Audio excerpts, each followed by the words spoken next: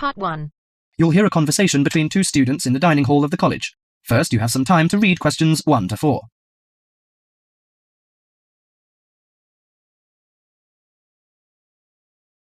Now listen carefully to the conversation and answer questions 1 to 4.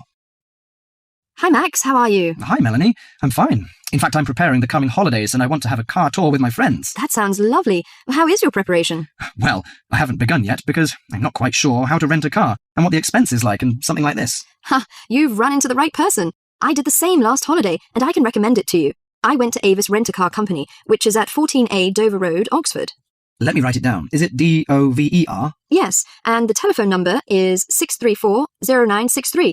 But if you book for the first time, dial another number with extension. That is 634-0853, extension 54. Okay, thank you very much. I'll have a try.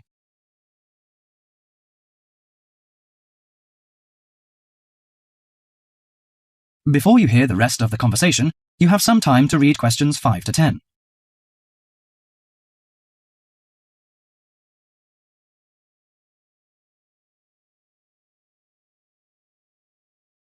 Now listen to the conversation between Max and the assistant and answer questions 5 to 10. Good morning, Avis Rent-A-Car Company. How can I help you? Hi, I want to book a car for tour. I want to inquire some information about the grade of the cars and the prices. No problem. We offer a wide selection of rental cars to choose from luxury car to economy car, compact car, minivan, and pickup truck. Well, luxury car is obviously out of my price range, but compact or economy is not big enough. You know, we have 7 persons together. Well, how about a minivan? It's perfect for road trips and will make your journey feel like you're in a living room on wheels. I think that's good. Well, what does it feature? I mean, what facilities does it have? Unlike most minivans with manual transmission, the rental minivan cars have feature automatic transmission, air conditioning, and AM/FM stereo. If you drive a long, smooth way, you can use the cruise control, which will save you a lot of energy. Good. How much is the price? If you rent an intermediate one, it will cost you £55 each day. If it is standard, the cost is £45 per day. I think the standard is enough. Oh, we have a special 50% discount for weekends, from Friday to Sunday. But that doesn't apply to tax, recovery fees, and optional services. Well, what are the optional services? Well, they usually include some extra facilities, like first aid kit or something like that. I know. We plan to start off on Friday, so we have to prepare 1 day in advance. I want to book from 30th of April, which is Thursday, and it will end next Monday. Okay, could you leave your name and the driving license number? My name is Max, and the license number is M9021. Okay, you can pick up the car on Thursday noon. Besides, we offer some optional services like street maps, flashlight, and sunsheet. What would you like to have? Flashlight is not necessary, I think, but street maps are useful, especially when we drive in a strange place. As for the sunsheet, I'd like to give that a miss. We don't want to spend too much extra money. Okay, Mr. Max, thank you for calling. That is the end of part 1. You now have half a minute to check your answers.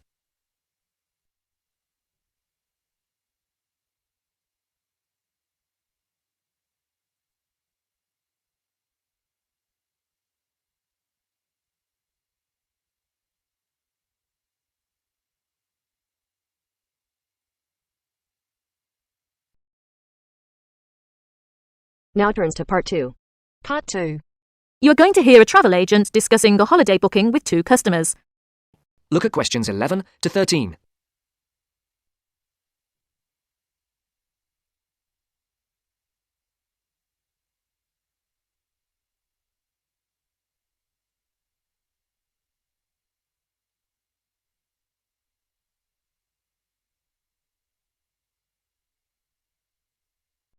Good morning. Can I help you? Yes, good morning. We'd like to book a holiday for July, please. Certainly. Where did you have in mind? Oh, well, we haven't thought a lot about it, really. We'd just like to go somewhere hot, you know, and it must be in July. I see. Well, let's get the dates cleared up first, then we can see about availability. What part of July were you thinking of? Oh, well, you see, we have slightly different holidays. I've got the whole month, except for the last 5 days. So I could go from the 1st to the 26th. But my friend here doesn't start until the 7th. So I suppose it will have to be the middle 2 weeks, really. Yes, but I've got to be back before the 23rd. Okay. Now, let's find a destination. Before the talk continues, look at questions 14 to 20.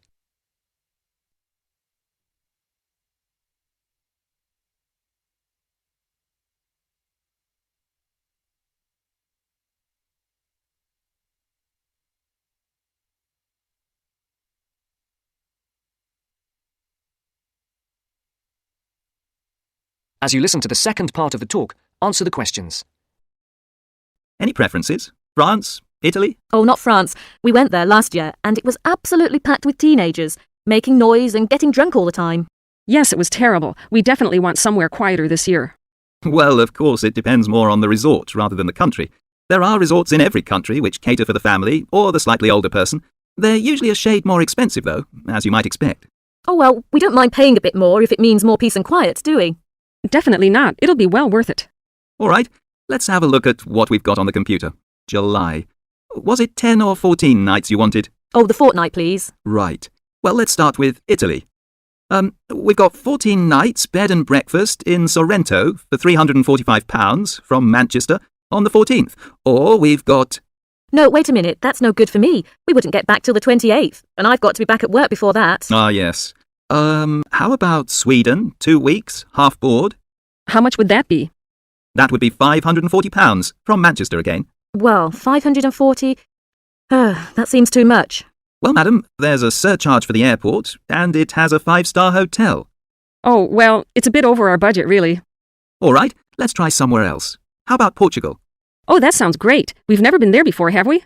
Let's see now. We've got 14 nights in Albufeira, half board, from Gatwick, for £385. Albufeira? Oh, wait a minute. Did you say the flight was from London? That's right, from Gatwick. Oh, well, we'd prefer a flight from the north somewhere. Manchester, perhaps. Or even Glasgow. That is the end of part 2. You now have half a minute to check your answers.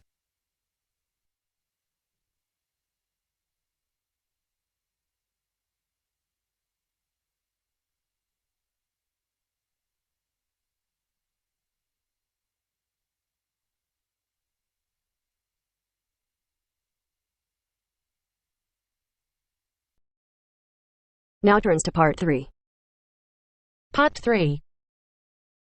You will hear a student, Alex, asking his tutor for advice about essay writing. You now have 30 seconds to read questions 21 to 27.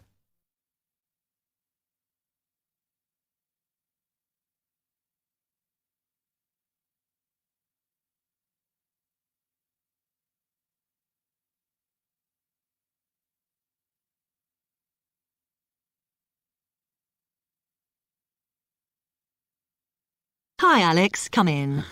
I gather you wanted some help with writing essays. Yes, I'm finding this first term difficult, and I'm worried about the assignments we have to do for January. Well, let me see if I can help. You shouldn't panic about it, because essay writing is a very straightforward process, really. What it involves is organising the information that you want to include. You shouldn't have more than you can easily manage within the word count. Make sure you haven't got too much or anything irrelevant. You need to look at that and work out what you need and what you don't need before you start. And then you just have to think about how you're going to put forward your argument. Oh, that sounds very straightforward when you put it like that. But I'm worried I haven't got the necessary skills for writing an effective essay because English is my second language. Well, perhaps you misunderstand the skills you need. You need to be able to analyse your data, and then I would say the skills of interpretation and expressing yourself are important. Perhaps it's this last one that bothers you, but the more essays you write, the more you will develop these skills. Yes, and I don't quite know how to improve at that. Though, as you say, I know practice will help. And I need to make sure I've got everything ready before I start. Yes. What is vital to good essay writing is preparation. So make sure you build in enough time to do the research you need. Are there any other sources I can use to help me with essays? Yes. You should go to the library and look through the reference section, because there are books that focus on the style we use in academic writing, and those will help you a lot. The other thing that you should think about is what happens when you've actually written your essay. Too many students just complete their work and hand it in, whereas what you should be doing is making sure that you edit it as thoroughly as possible. Oh, yes, that's a good idea. Then I'd pick up any mistakes and also see if it reads logically. Exactly. The other thing is, again, what a lot of students do is get their essays back, look at the marks, then just file it away. They don't realise that if they checked it through and looked at what the tutor had written, then they can learn from their old essays. Yeah, I can see that's a good idea. So, is that okay? You can always come back to me. You now have 15 seconds to read questions 28 to 30.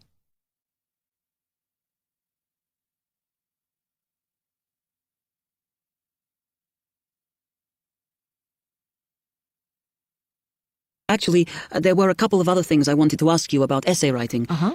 I had a few thoughts of my own about what I should do, such as really taking good notes when I'm reading, because that helps, doesn't it? I think it improves your knowledge rather than your actual writing. But one tip I can give you is to try and not read too much. Otherwise, you end up including irrelevant material in your essay. Remember to stay on task. Yes, sometimes I have problems interpreting the questions correctly, or the whole question seems overwhelming to me. What I try to do is highlight the key parts and divide it into smaller chunks so I can manage it. Well, you might find it useful to break it down even further by making sure you understand all the words perfectly before you start.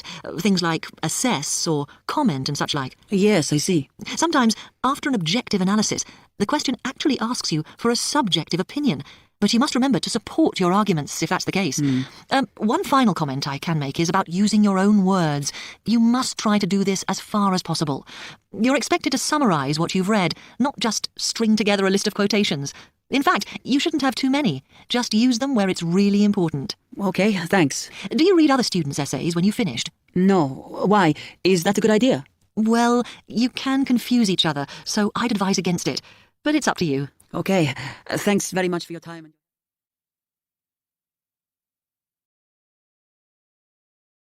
That is the end of part 3. You now have half a minute to check your answers.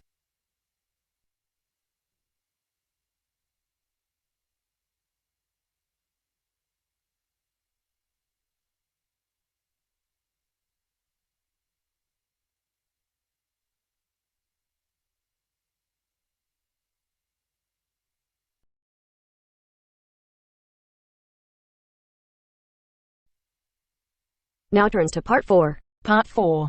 You are going to hear a conversation about using recorded delivery and registered post. First, you have some time to look at questions 31 to 40.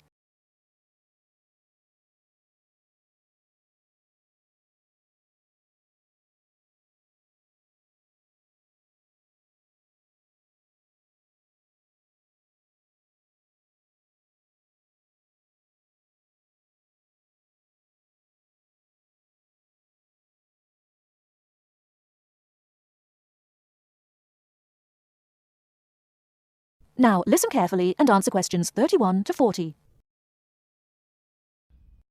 Tom, where are you going? To the post office. I'm going to send some packets to Leeds. Do you know the best way to send them? Well, if your need is for a record of posting and delivery rather than compensation for loss, recorded delivery is particularly suitable for sending documents and papers of little or no monetary value. Well, what can we send for recorded delivery? All kinds of inland postal packets, except parcels, airway and railway letters and parcels. The service does not apply to mail for the Irish Republic. I see. How do I post them? You should get a certificate of posting form from the container in the post office and follow the instructions shown on the reverse. The certificate will be your record of posting. Can I send anything in the post? No, you can't. You must not send banknotes, currency notes, and some valuable things because there is no special handling in the post. Recorded delivery mail is carried with the ordinary unregistered post, and there is no special security treatment. How do we use recorded delivery?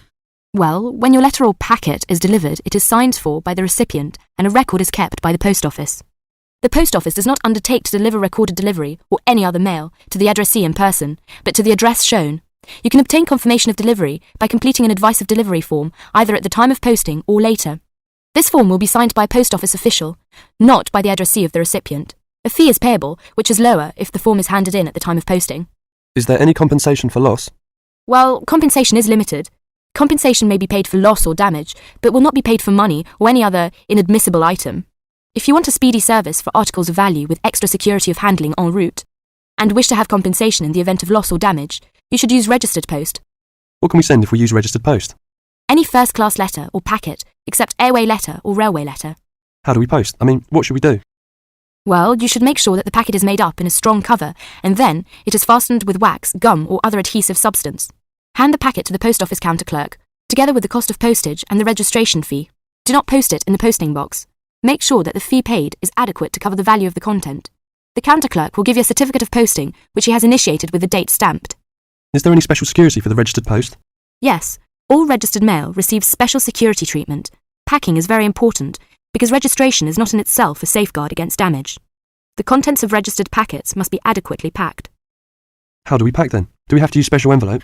Yes, you have to send the articles in one of the registered letter envelopes sold by the post office. These envelopes are already stamped for first-class postage and have the minimum registration fee. What about the compensation?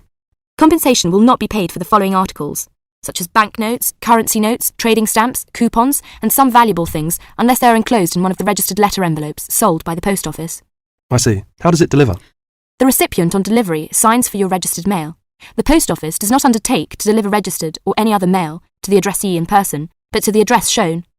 You can obtain confirmation of delivery by paying an additional fee and completing an advice of delivery form, either at the time of posting or later. If you require the recipient's signature on the advice of delivery, the form must be handed in at the time of posting. Otherwise, a post office official will sign the certificate. The advice of delivery fee is lower if the form is handed in at the time of posting. Thank you very much for all this useful information. That is the end of part 4. You now have half a minute to check your answers.